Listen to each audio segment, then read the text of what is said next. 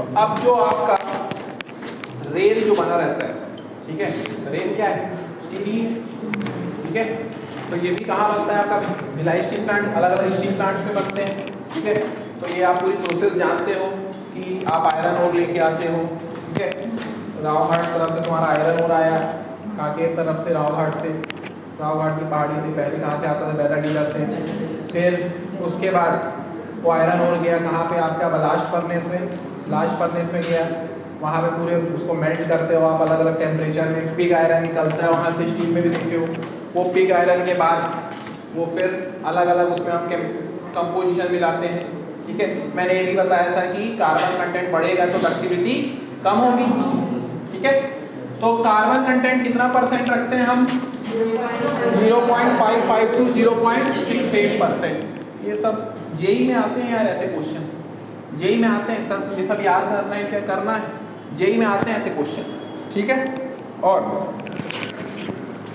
और अगर हम बात करें, ठीक है, तो कार्बन कंटेंट कितना है हमारा, 0.55 to 0.68%। मैग्नीज कहाँ से आता है, मैग्नीज बालाघाट तरफ से आता है मैग्नीज, ठीक है, बालाघाट तरफ से मैग्नीज आता है। तो मैग्नीज कितना आता है, 0.65 to 0.90%। सिलिका कितना रहता है, 0.05 to 0.30%। फॉस्फोरस कितना होता है, 0.06%। और सल्फर इससे कम होना चाहिए, सल्फर और कम होना चाहिए, सल्फर कंटेंट को ज़्यादा नहीं करना है, सल्फर कंटेंट को कम रखना है अपने, ठीक है। तो ये पूरा कंपोजिशन आपका होना चाहिए, जो रेल बनती है आपकी उसमें कंपोजिशन ये होना चाहिए। लिख लिए, लिख लिए। अब आगे बढ़ते हैं हम लोग, ठीक है।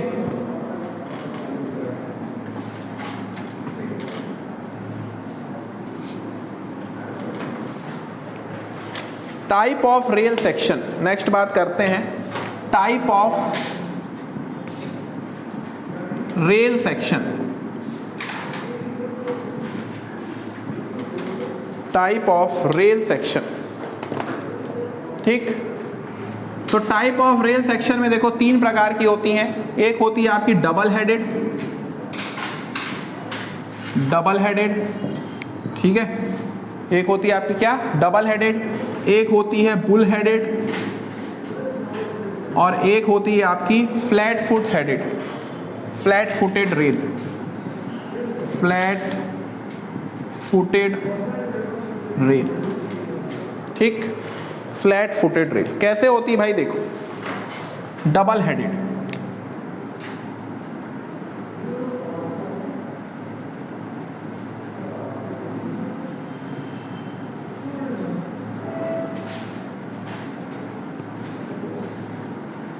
ये आपकी डबल हेडेड, ठीक है।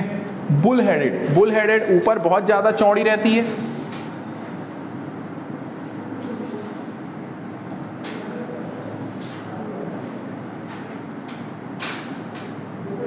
और नीचे थोड़ा कम रहते हैं, ठीक है। नेक्स्ट फ्लैट फुट हेडेड,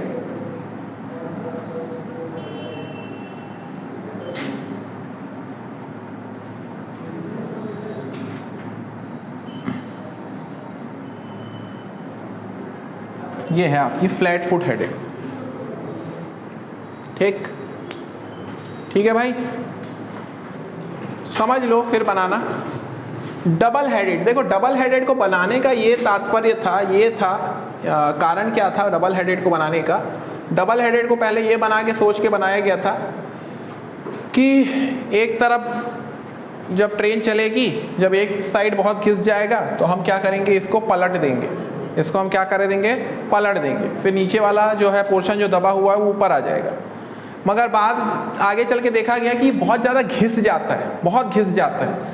बहुत ज़्यादा घिसने के कारण हम क्या करते हैं, ये वाला जो है डबल हेडेड रेल, इसको हम लोग यूज़ नहीं किए, डबल हेडेड को यूज़ नहीं किए, ठीक है। उसके बाद आया बुल हेडेड।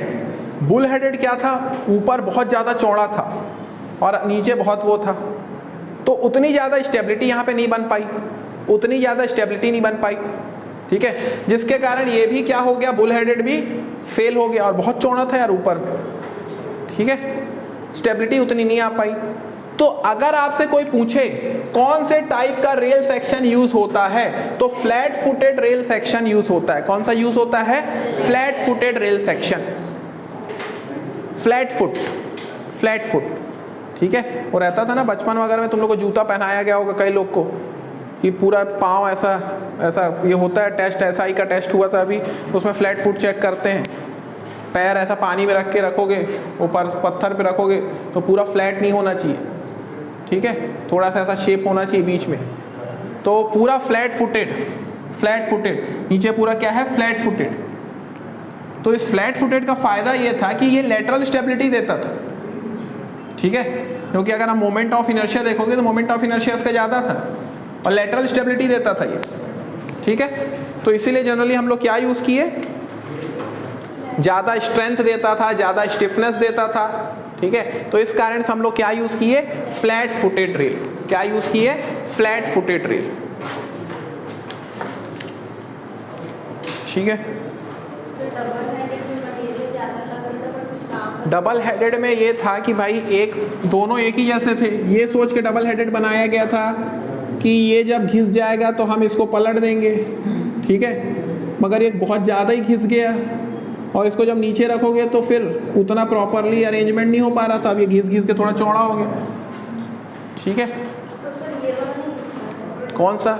बदलते ही नहीं इसमें, हम बोले कि बदलने की ज़रूरत ही नहीं है, बदलना ही नहीं है हमको। फ्लैट फुटेड में आपने फिक्स कर दिए, उसको थोड़ी पलटोगे तुम। कभी देखे हो पटरी को ऐसा पलटते हुए? वो हाँ, घिसने का इसमें क्या रीज़न? घिसना रीज़न नहीं है, घिसने के बाद इसको पलटना था, इस पोर्शन को पलटना था। ये वाला पोर्शन नीचे ग्राउंड में उसमें जाएगा, तुम्हारा उसमें स्लीपर में कनेक्ट होगा और ये वाला ऊपर हो जाएगा, ठीक है। तो अब ये बहुत ज़्यादा घिसा गया है, तो ये घिसा गया तो इसको नीचे रखोगे तो अच्छे से क्या है? फिक्स नहीं हो पा रहा था। तो इसलिए डबल हेडेड को हम लोग ने क्या किए? यूज़ नहीं किए, ठीक है। आइडल था, दोनों साइड सेम थे, प्रॉपर स्टेबिलिटी भी नहीं आती थी, ठीक है। तो लिख लो generally flat footed rail is used, generally flat footed rail is used, generally flat footed rail is used, flat footed rail is used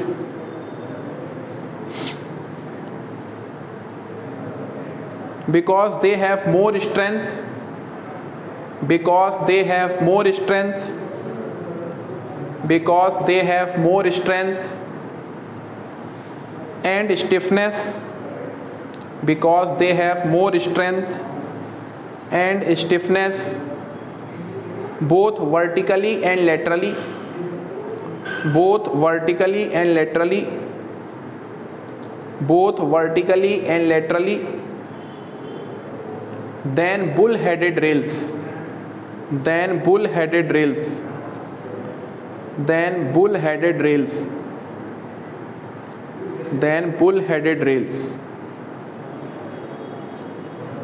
ठीक है। than bull-headed rails आई बात समझ में? तो कौन सा यूज करते हैं हम लोग? Flat footed. लेटरली स्टेबिलिटी देता है, वर्टिकल लेटरल दोनों स्टेबिलिटी देता है, इसीलिए हम लोग कौन सा यूज करते हैं? Flat footed rail. तो कोई आपसे पूछेगा इंटरव्यू वगैरह में कौन से टाइप का रेल यूज करते हैं हम लोग, तो फ्लैट फुटेड रेल यूज करते हैं, ठीक। आई बात समझ में? ठीक, आगे बढ़ते हैं हम लोग, क्लासिफाई करते हैं रेल को on the basis of weight per meter. Classification of rail, classification of rail on the basis of weight per meter, weight per meter, ठीक, वेट पर मीटर। अलग अलग क्लासीफाई कर रहे हैं हम लोग रेल को। पहले हम लोग गेज डिस्टेंस से क्लासीफाई किए, उसके बाद हम लोग कैसे किए? सेक्शन से, अलग अलग सेक्शन देखे, रेल सेक्शन। अब हम लोग क्या देख रहे हैं? वेट पर मीटर, मतलब 1 मीटर रेल की लेंथ है, उस 1 मीटर में कितना वेट होगा, उस 1 मीटर में, 1 मीटर रेल में कितना वेट होगा, wait per metre, 1 metre rail में कितना वेट होगा। समझ पा रहे हो? तो इसमें अलग अलग टाइप थे, उसमें था एक 52 kg रेल सेक्शन, एक क्या था आपका 52 kg रेल सेक्शन था, ठीक है। एक 60 kg रेल सेक्शन था, 60 kg रेल सेक्शन, ठीक है, 60 kg। और 90R, 90R, 75R, 60R, 45R, नहीं 50R, 50R। R मतलब रेल वेट पर मीटर, ठीक है, या वेट ऑफ रेल सेक्शन, ठीक है, ठीक है भाई। अब देखो ये वेट ऑफ रेल सेक्शन, समझना इसको, वेट ऑफ रेल सेक्शन को कैसे निकालते हैं। वेट ऑफ रेल सेक्शन को निकालने का फॉर्मूला है, क्या है formula, weight of axle upon 510। नया नया कंटेंट मिलेगा भाई तुम लोग पढ़ने। Weight of rail section is equal to weight of axle upon 510, upon 510। अभी मैंने क्या बोला, 1 मीटर रेल लेंथ का वेट देख रहे हैं हम लोग, ठीक है। अब ये वेट ऑफ रेल सेक्शन कैसे निकाल रहे हैं हम लोग, weight of axle upon 510, weight of axle upon 510। Axle जो चपैया है उसमें जो एक्सल आपका, अगर जो लोग हाईवे में से पढ़े होंगे, ठीक है, तो वो जो आपका एक्सल होता है, ठीक है, एक्सल लेंथ क्या होता है स्वाति, ये क्या हुआ आपका एक्सल, ठीक है, तो ये एक्सल हुआ ये आपका। तो इस एक्सल का लोड कितना आ रहा है, इस एक्सल का कितना वेट है, समझ पा रहे हो, एक्सल का वेट, एक्सल का वेट अपॉन 510, वहां से मेरे को क्या मिलेगा, वेट ऑफ रेल सेक्शन, वहां से मेरे को क्या मिल रहा है, वेट ऑफ रेल सेक्शन। समझ पा रहे हो जी, समझ रहे हो, ठीक है। एक क्वेश्चन लिखो, तुमको ज्यादा अच्छे समझ में आएगा। एक क्वेश्चन लिखो, ऐसा क्वेश्चन पूछ सकता है, weight of axle is 30 ton, weight of axle is 30 ton, weight of axle is 30 ton, then what is the weight of rail section, weight of axle कितना दिया है 30 ton, what is the weight of rail section, weight of rail section कितना होगा, weight of rail section कितना होगा भाई,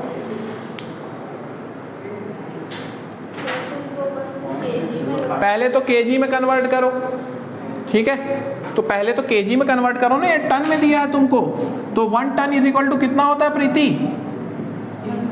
1000 KG, और 1 quintal is equal to 100 KG, तो ये तुमको 30 टन दिया है, तो 30 इंटू 1000 अपॉन 510, अपॉन 510, ठीक है भाई, कितना आ रहा है,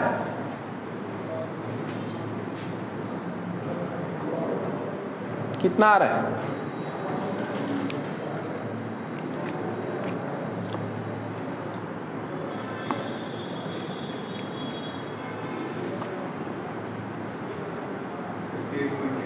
$58.88, 58.22 की 82 kg, 58.82 kg।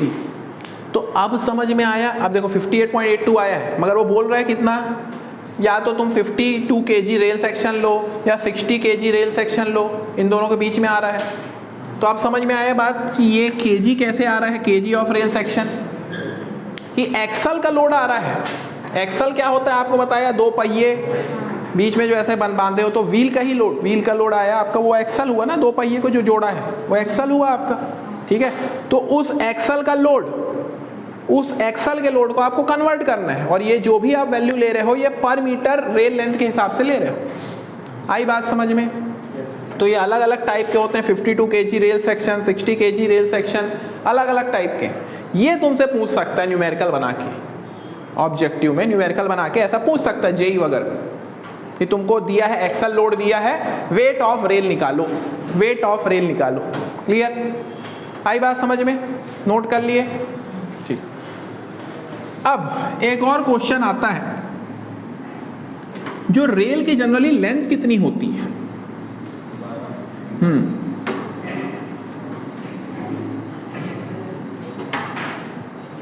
Length of one rail, ठीक है, लेंथ ऑफ वन रेल, एक रेल की लेंथ कितनी होती है?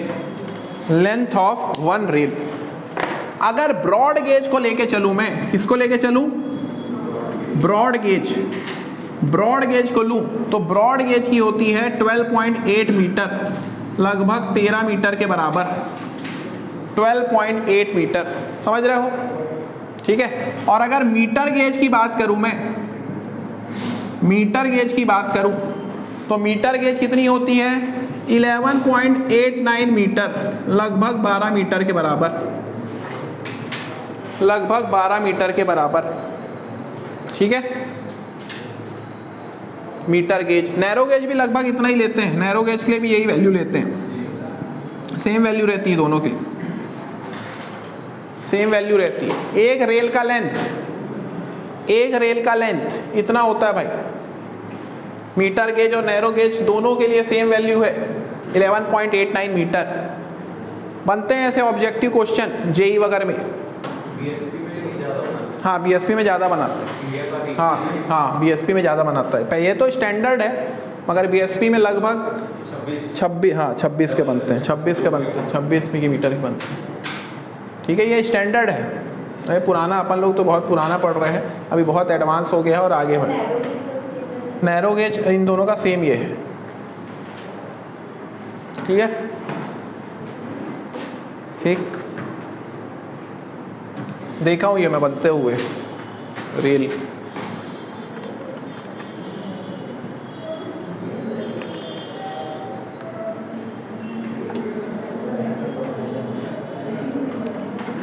क्लियर? लिख लिए? हाँ, एक और चीज लिखना नीचे नोट करके,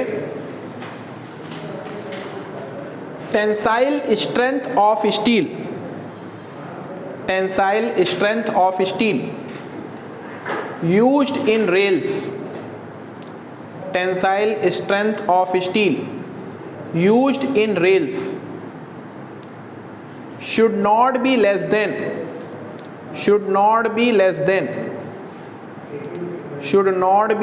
than 700 megapascal. Tensile strength of rail should not be less than कितना? 700 megapascal, 700 megapascal। ठीक है, या 70 या 72 kg पर mm स्क्वायर, या फिर 72 kg पर mm स्क्वायर। तो टेंसाइल स्ट्रेंथ इससे कम नहीं होना चाहिए, इस वैल्यू से कम नहीं होना चाहिए टेंसाइल स्ट्रेंथ। समझ पा रहे हो? टेंसाइल स्ट्रेंथ आपकी इस वैल्यू से कम नहीं होना चाहिए। क्लियर? नेक्स्ट लिखो फटिग स्ट्रेंथ। फटिग स्ट्रेंथ क्या होती है भाई? फटिग स्ट्रेंथ सॉम पढ़े हो? Fatigue strength of rail, cyclic loading, cyclic loading के कारण स्ट्रेंथ कम हो जाती है। तो फटिग स्ट्रेंथ जो होती है आपकी, ये 32 से कम नहीं होना चाहिए, 32 kg पर mm स्क्वायर, इससे कम नहीं होना चाहिए। 32 kg पर mm स्क्वायर, इससे कम नहीं होना चाहिए।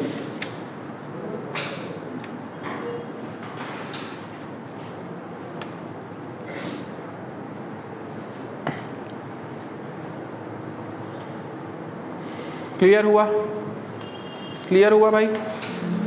ठीक है, तो ये हुआ लेंथ ऑफ वन रेल के बारे में। और टेंसाइल स्ट्रेंथ, तो टेंसाइल स्ट्रेंथ आपकी 72 kg/mm² से कम नहीं होना चाहिए और फटिग स्ट्रेंथ 32 kg/mm² से कम नहीं होना चाहिए। आते हैं क्वेश्चन, ये सब जेई में ऐसे क्वेश्चन दिखेंगे। अभी थोड़ा सा तुमको हो सकता है बोरिंग लगे रेलवे, मगर आगे जो ऐसी ज्योमेट्रिक डिज़ाइन वगैरह स्टार्ट होगी तो रेलवे बहुत इंटरेस्टिंग, बहुत मज़ा आएगा उसके न्यूमेरिकल बनाने में। ठीक है, उसके न्यूमेरिकल बनाने में बहुत मज़ा आएगा। मैं एक कन्वेंशनल न्यूमेरिकल बनाऊंगा थोड़ा सा एसएससी के हिसाब से, एसएससी मेंस के हिसाब से। ठीक है, तो उससे तुम्हारे कॉन्सेप्ट क्लियर हो जाएंगे, super elevation, negative super elevation, ठीक है, कोनिंग क्या होता है। ठीक है, तो कल के वीडियो में, कल की क्लास में हम लोग देखेंगे अलग अलग डिफेक्ट्स देखेंगे, रेल में क्या क्या डिफेक्ट्स होते हैं, और फिर हम लोग स्टार्ट करेंगे स्लीपर और बलास्ट। स्लीपर और बलास्ट को कल कब कोशिश करेंगे कंप्लीट हो जाए, फिर हम लोग करेंगे ज्योमेट्रिक डिज़ाइन उसके बाद। ठीक।